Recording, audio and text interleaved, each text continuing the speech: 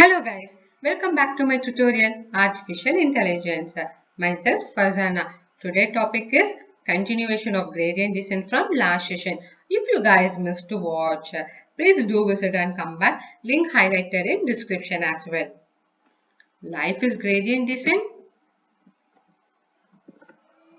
Why? Why we want to compare gradient descent with life? Our lifetime of learning is all about adjusting based on ups and downs, in, out, based on that we will adopt. So here in gradient descent, it tells about how to move forward, backward, steps to take. This is all about gradient descent. In simple word, which direction we want to go, how to choose the next step, this what gradient descent helps to do. How far should I move? Do I want to take a big steps or like a tiny baby steps? That's what about the learning rate. Learning rate sometimes called as step size. Importance of learning rate. When learning rate is too small, learning will take too long. If learning rate is too large, bounce. Let's understand with exercise.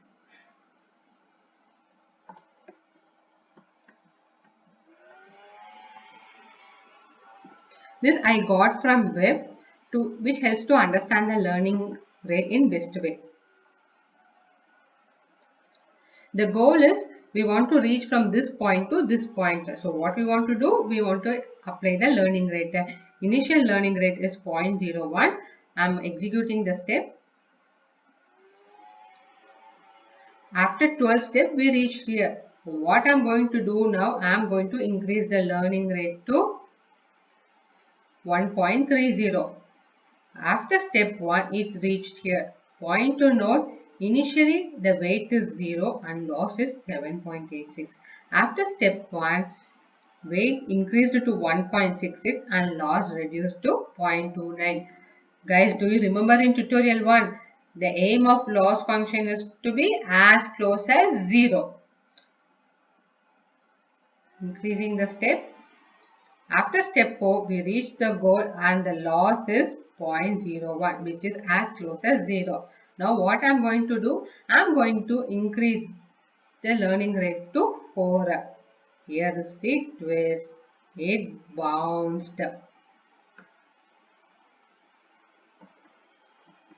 This is what we learned in this 2-line. Goldilocks learning rate. What's that? Goldilocks value is related to how flat the loss function is. If you know the value of loss function is small, then you can safely try a larger learning rate. That's what we done now.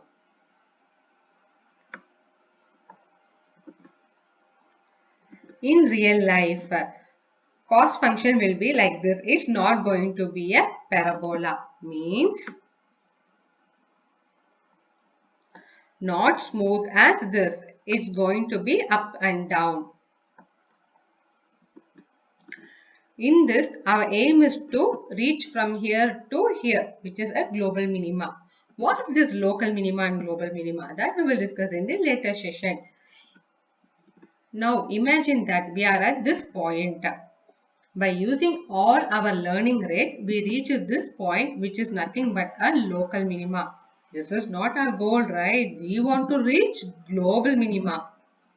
If we apply learning rate for all iteration means all single step, we have a chance to fit in this local minima.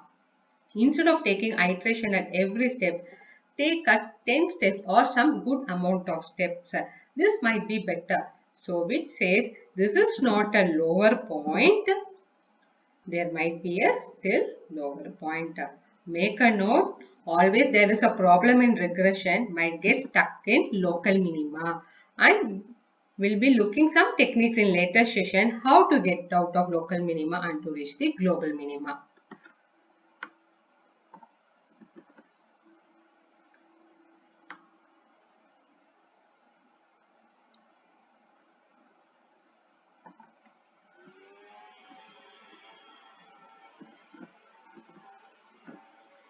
This pic I got from Web. No idea who's the author, but an awesome creativity. Loved it, and I felt I want to use in one of my video.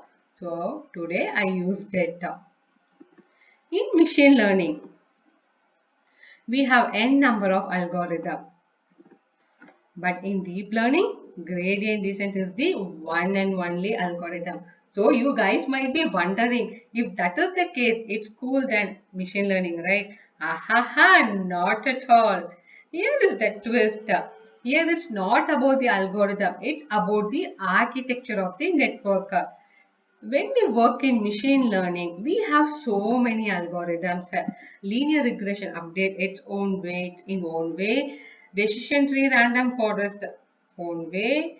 KNN calculate distance like this. We have its own way to find weights. In case of neural network, one and only gradient descent.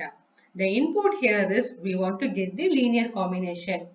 Here all are architecture. For fully neural network, one architecture. For convolutional network, another architecture. For long and short-term memory, another architecture. Transformer, another architecture. Autoencoder, another architecture.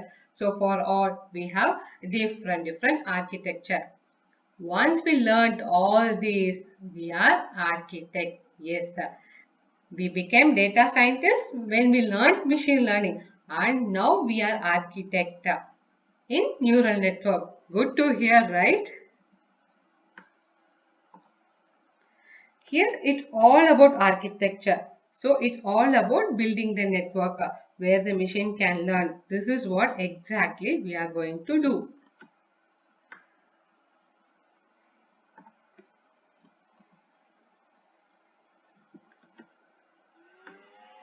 After a lot of iteration, we obtain weights and bias which has a minimum loss.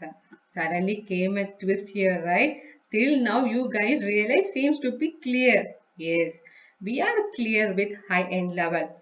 But how did the machine come up with final weights? Seems there are some miracle, right? The reason is we didn't see the max yet. That we going to discuss in detail in the next session. I hope the content is useful.